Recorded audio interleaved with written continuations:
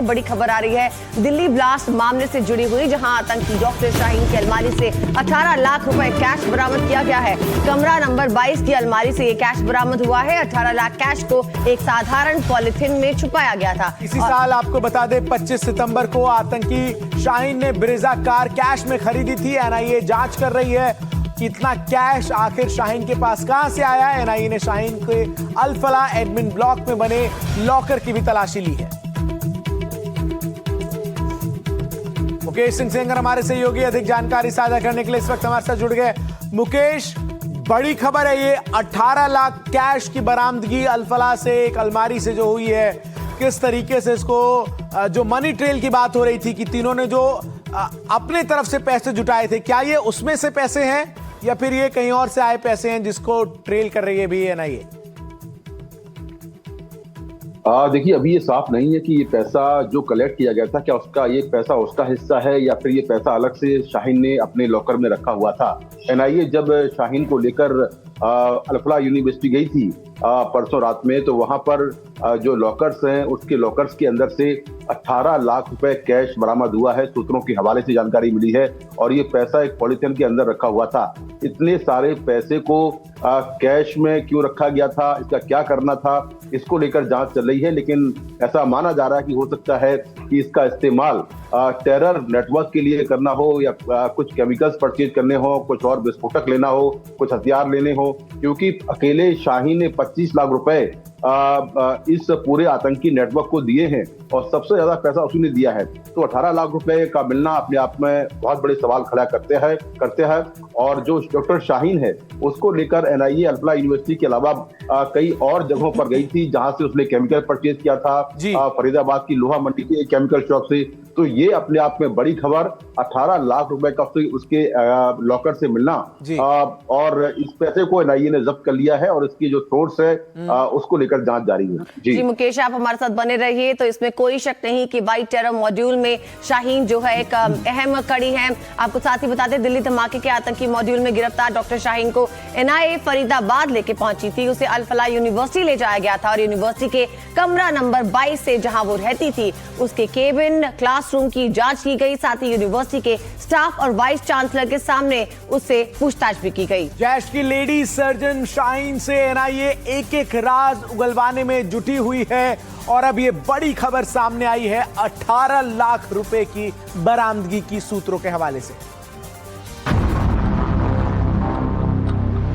जैश की lady surgeon,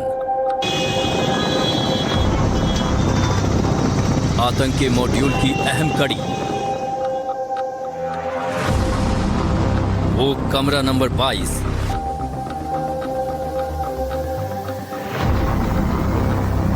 Shaheen को फरीदाबाद लेकर गई एनआईए। डॉक्टर शाहीन उगलेगी राज। दिल्ली धमाके के आतंकी मॉड्यूल से जुड़ी जांच में एनआईए हर तह तक जाने की कोशिश कर रही है। इसी कड़ी में आतंकी मॉड्यूल की अहम कड़ी डॉक्टर शाहीन को एनआईए फरीदाबाद लेकर पहुंची। एनआईए ने डॉक्टर शाहीन को फरीदाबाद ले जाकर अहम जगहों की तस्दीक की। एनआईए की टीम शाहीन को अल-फला यूनिवर्सिटी लेकर पहुंची, वही यूनिवर्सिटी जिसे आतंकी अड्डा माना जा रहा है। यहाँ के कमरा नंबर 22 में जहां डॉक्टर शाहीन रहती थी, एनआईए उसे उस कमरे में ले गई। शाहीन के केबिन और क्लासरूम की भी जांच की गई। साथ ही यूनिवर्सिटी के स्टाफ और वाइस चांसलर के सामने बिठाकर उससे पूछताछ की गई। एनआईए ने डॉक्टर शाहीन से पूछा कि वो बताए कि उससे मिलने कौन कौन आता था। शाहीन को लेकर के एनआईए की टीम अल-फला यूनिवर्सिटी के पास पहुंची थी, जहां पर काफी सारे लोगों से उसको कन्फ्रंट कराया गया था। यूनिवर्सिटी के अंदर कमरा नंबर 22 में उसको ले जाया गया था, जिस कमरे में वो रह रही थी, और सभी सीन को रिक्रिएशन करने के लिए बताया गया था कि शाहीन आखिरकार यहाँ से किस तरीके से अपने इस पूरे गैंग को ऑपरेट कर रही थी। क्योंकि शाहीन जो है वो मेन सस्पेक्ट के तौर पर यहाँ पर उसको देखा जा रहा है। उसने जैश ए मोहम्मद के महिला विंग को मजबूत करने के लिए और लोगों को उसमें हायर करने के लिए काम जो है वो किया था।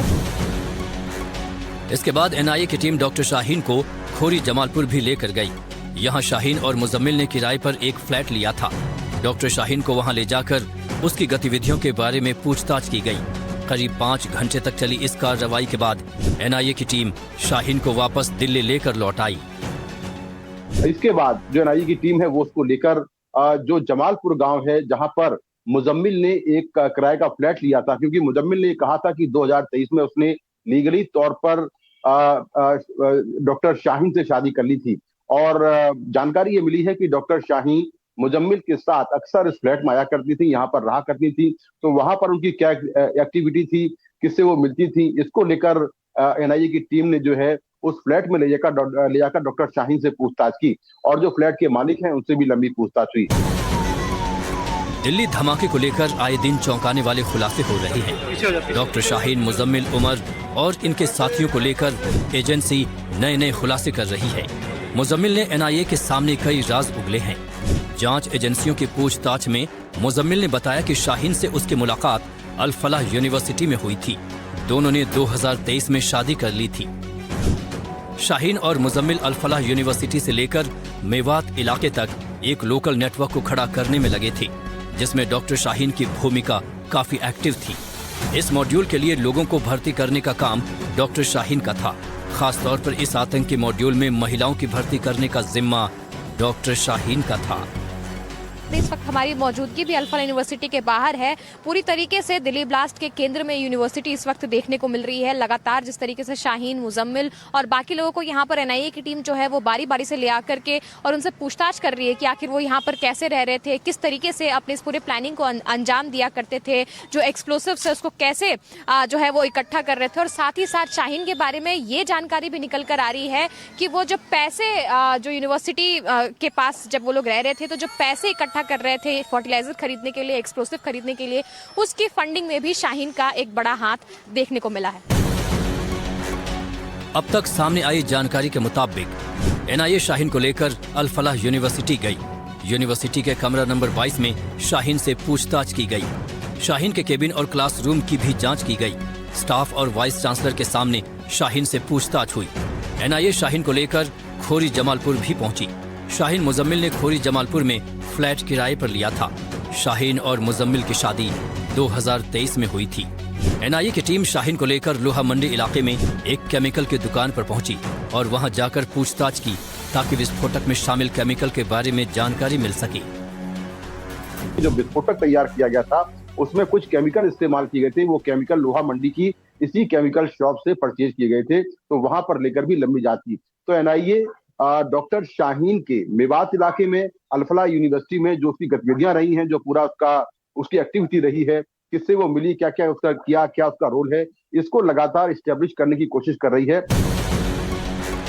इन्हीं सब जानकारियों के चलते एनआईए की टीम डॉक्टर शाहीन को साथ लेकर कई पहलुओं पर जांच और तमाम जगहों की तस्दीक करने फरीदाबाद गई थी। डॉक्टर शाहीन को यूनिवर्सिटी में उन जगहों पर भी ले जाया गया जो इस केस से किसी न किसी तरह जुड़ी हैं। साथ ही फरीदाबाद के कई इलाकों में ले जाकर पूछताछ की गई ताकि केस से जुड़े हर पहलू पर नजर रखी जा सके। मुकेश सिंह सेंगर और अनुष्का गर्ग के साथ एनडीटीवी इंडिया। वहीं डॉक्टर शाहीन पर एक और बहुत बड़ा खुलासा आपको बताएं, जहां डॉक्टर शाहीन ने 3 शादियां की थी। 2003 में शाहीन का पहला निकाह हुआ था डॉक्टर जफर हयात से। इसके बाद 2013 में दोनों का रिश्ता जो है वो टूट गया था। बता दें आपको 8 साल तक शाहीन गायब हो गई। दूसरी शादी कपड़ा व्यापारी से हुई। गाजियाबाद के व्यापारी से दूसरा निकाह किया शाहीन ने। दूसरी शादी भी ज्यादा दिन तक नहीं चल पाई और तीसरी शादी डॉक्टर मुजम्मिल से हुई। अल फलाह के पास एक मस्जिद में दोनों ने निकाह किया। 2023 में दोनों ने मस्जिद में निकाह किया था और अल फलाह में रहते हुए संदिग्धों से संपर्क में आई। जैश की महिला विंग से उसका संपर्क हुआ। आतंकी विचारधारा से प्रभावित होने लगी और फिर दिल्ली ब्लास्ट मामले में दोनों अब गिरफ्तार किए गए हैं। ये रिपोर्ट एजेंसियों की जांच और मुजम्मिल के बयान पर आधारित है। ये जानकारी एनडीटीवी को सूत्रों से हासिल हुई है। ये बड़ी खबर है क्योंकि डॉक्टर मुजम्मिल शकील और डॉक्टर शाहीन दोनों का निकाह हो चुका है। इनकी तस्वीरें भी सामने आई थी। वहीं शाहीन के पूर्व पति हयात जफर ने एनडीटीवी से बात करते हुए कहा था कि शाहीन से तलाक के बाद उनका कोई संपर्क नहीं है, लेकिन जितना वो उसे जानते हैं शाहीन लिबरल थी। उसकी धर्म के प्रति ज्यादा जागरूकता भी नहीं थी। शाहीन का इरादा था कि हम ऑस्ट्रेलिया में या यूरोप में बसे और इसी के चलते बाद में उसने कहा कि हम अलग हो गए। जफर हयात ने कहा कि उसने ऐसा क्यों किया ये वही बता सकती है। सुनिए पूरी रिपोर्ट क्या है। देखिए ऐसा स्टार्टिंग में तो ऐसा कोई मुझको कहीं लगा ही नहीं, बिल्कुल एट द लास्ट मोमेंट एक बार ऐसी बात हुई थी कि भाई हम लोग मेरा मन ऐसा कह रहा है कि शायद आप लोग मैं ऑस्ट्रेलिया या यूरोप वगैरह जाने का हम लोग को जाना चाहिए, क्योंकि बच्चों की क्वालिटी ऑफ लाइफ वहाँ अच्छी होगी, सैलरी अच्छी होगी, प्यार से रहेंगे, आराम से रहेंगे, आराम से हम लोग यहाँ पे रहे। तो मैंने यही बोला उनसे कि हम लोग रह रहे अच्छे लोग कहते मतलब जाने का, सारे रिलेशन यहाँ पे हमारे हैं, तो हम लोग वहाँ अकेले हो जाएंगे, दिक्कत में रहेंगे। ये बात थी, तो इसके अलावा तो और कुछ खास आ रही है।